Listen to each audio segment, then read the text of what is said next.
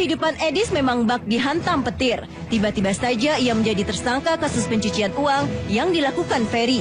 Ia syok, tak percaya jerat hukum menantinya di depan sana. Penetapan Edis Adelia sebagai tersangka itu menurut kami sangat mengada-ngada. Kapasitas Edis Adelia di sini dia sebagai istri dari yang suaminya yang sudah kebetulan menjadi tersangka. Kondisinya lengkap, shock, drop kesehatannya, stres, itu sudah lengkap banget ya. Karena dia merasa itu hanya sebagai seorang istri yang tidak tahu bisnis suaminya. Tiba-tiba dengan uang bulanan yang dia terima, dianggap bahwa itu adalah aliran dana dari pencucian uang yang dilakukan oleh suaminya. Edis memang malang, niatnya menjadi ibu rumah tangga sirna karena kasus yang menimpanya. Dia ingin jadi ibu rumah tangga yang baik, tanya sama Dokter Devi, cara-caranya hidup sehat bukan untuk dirinya dan papanya lagi, tapi untuk suami dan keluarganya. Dan sama sekali tidak pernah bicara bisnis ke dokter. Ada orang tuanya adalah orang tua yang terhormat, baik.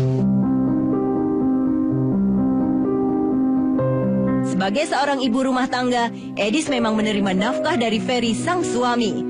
Tapi siapa sangka bahwa nafkah hidup yang diberikan Ferry berasal dari bisnis kotor. Alhasil Edis pun terseret dalam kasus pencucian uang sang suami. Ini kan hanya sejumlah, tidak ada berapa persennya, itu sudah menjadi perhatian. Apalagi uang itu kan diterima tidak langsung ya, tapi memang bertahap dan sesuai dengan mungkin ya, sesuai dengan... Kembali lagi di SOS seputar obrolan selebriti, masih bersama dengan Edis Adelia yang akan mengklarifikasi terkait dengan ditetapkan dirinya sebagai tersangka gitu ya. Dan saya juga mengajak Anda pemirsa untuk mengakses live.fifa.co.id untuk mendapatkan informasi menarik dan semoga bisa bermanfaat bagi Anda. Edis, ya, sangat wajar ya yang namanya suami itu memberikan nafkah bulanan kepada istrinya. Betul. Nah itu hal yang sangat wajar sekali. Nah kamu ini kan setiap bulan itu kan pasti mendapatkan nafkah dari suami gitu kan. Tapi kamu pernah bertanya nggak ini dari mana uangnya gitu? Iya. Oke, Yuanita, di sini saya garis bawain lagi ya bahwa saya mengetahui suami saya pekerjaannya sebagai pengusaha di bidang batu bara itu semenjak kami pacaran. Jadi saya sudah mengetahui. Kemudian di bidang batu bara gitu ya? Pengusaha di bidang batu bara. Kemudian dengan saya menerima nafkah 100 juta sebulan, kan di situ saya menerima aliran dana senilai 1,153 miliar. Betul. Itu selama 11 bulan, yang artinya kurang lebih setiap bulan itu 100 juta.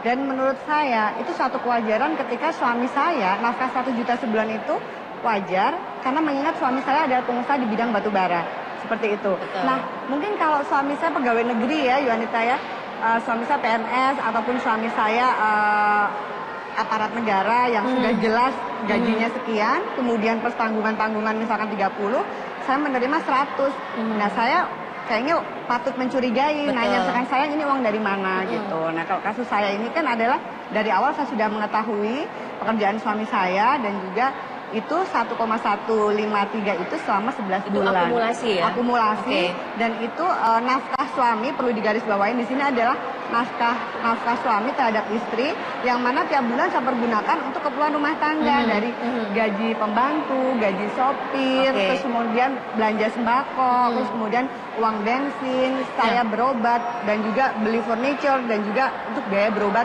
ibu mertua. Oke. Edis, untuk angka senilai 100 juta per bulan itu apakah memang angkanya sudah ditetapkan semenjak kalian belum berumah tangga atau bagaimana, Edis? Iya, jadi waktu awal menikah Mas Ferry bilang ya karena memang pengusaha kan kita tahu bahwa penghasilannya tidak tentu. Mungkin bisa lebih beberapa bulan lebih tinggi, bisa lebih rendah. Tapi kurang lebih Mas Ferry bilang kayaknya kalau 100 juta sebulan saya bisa menafkahi saya. Jadi itu merupakan kesepakatan dari awal berdua aja sih. Tapi memang kadang dalam bulan-bulan tertentu emang saya butuh uang buat beli apa lagi. Namanya kan baru menikah ya Yuanita ya.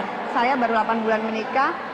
Ya perlu belanja furniture, kemudian belanja perlengkapan rumah, belanja perlengkapan rumah gitu nah, ya. Kalau uangnya kurang, biasanya dalam bulan itu saya ditransfer lagi sama suami saya gitu. Oke, jadi soalnya kan ada yang mengatakan juga lihat media itu sempat dikatakan bahwa ternyata kamu ini disebut-sebut nggak tahu pasti gitu pekerjaan suami. Berarti itu bisa diluruskan bahwa kamu sangat Ya, tahu ya. betul. Jadi di sini sekalian saya luruskan ya Yulanita ya, saya klarifikasi ya bahwa semenjak pacaran saya sudah mengetahui pekerjaan suami saya sebagai pengusaha di bidang batu bara dan itu tertulis otentik di berita acara pemeriksaan waktu saya pertama kali datang sebagai saksi beberapa bulan yang lalu. Oke. Seperti itu. Baik. Nah, pada saat itu juga Edis kan tadi cerita 26 Februari kamu baru mengetahui bahwa penetapan kamu sebagai tersangka. Betul. Kamu mendapatkan pemanggilan pertama, Edis tidak hadir. Ah. Kemudian yang kedua juga tidak hadir. Jadi Nah, apa saya yang terjadi luruskan saat itu, ya. Edis?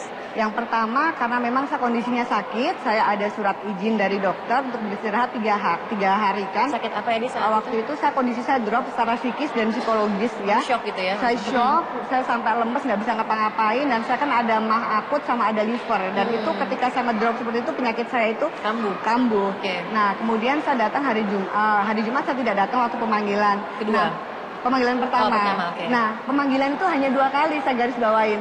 Nah, jadi tidak betul Edis Adelia 2 kali mangkir. Jadi maaf ya ada beberapa pernyataan yang menurut saya kok beritanya tidak berimbang ke saya gitu ya. Yang pertama ada surat izin sakit. Kemudian hari Senin itu tidak ada pemanggilan. Oh, Cuman oke. lisan aja gitu kan katanya kan sakit 3 hari berarti hari Senin udah harus datang gitu kan, tapi dari pihak pengacara kami secara profesional ya harus ada surat panggilan lagi. Ya mungkin sebenarnya itu miskomunikasi aja dari pihak pengacara saya dengan pihak penyidik ya dari pihak kepolisian seperti itu. Jadi terus pemanggilan kedua hari Jumat dan saya hadir gitu. Hadir ya. Jadi pemanggilan intinya dipanggil itu cuma satu kali gitu satu ya. kali, pemanggilan kedua saya hadir. Oke, nah kemudian gini Edis, setelah kamu ditetapkan sebagai tersangka, kamu sudah bertemu dengan suamimu belum? Kemudian untuk ngobrol dengan dia, kenapa kok bisa seperti ini gitu? Ya, sudah. Saya beberapa hari setelah saya ditetapkan sebagai tersangka, saya besuk suami saya dan di situ kami ngobrol panjang lebar. Suami saya orang yang paling shock mendengar berita saya jadi tersangka. Karena suami saya tahu persis saya ini hanya seorang istri, ibu rumah tangga yang menerima nafkah dari suami dan tidak tahu menahu permasalahan suami dan saya dijadikan tersangka. Di situ suami saya sempat jatuh sakit juga karena dia nggak terima lah, suami mana yang terima melihat istrinya tidak tahu apa-apa dan dijadikan tersangka dan terancam kurungan penjara gitu ya. Iya. Saya juga shock, suami saya juga shock. Tapi kamu sendiri gitu ya, apakah Edis Adelia ini ada merasakan mungkin ada sebuah kejanggalan gitu dari tiba-tiba kamu ditetapkan sebagai tersangka? Jangan dijawab dulu ya, kita akan bahas yang satunya, saya segera kembali untuk Anda.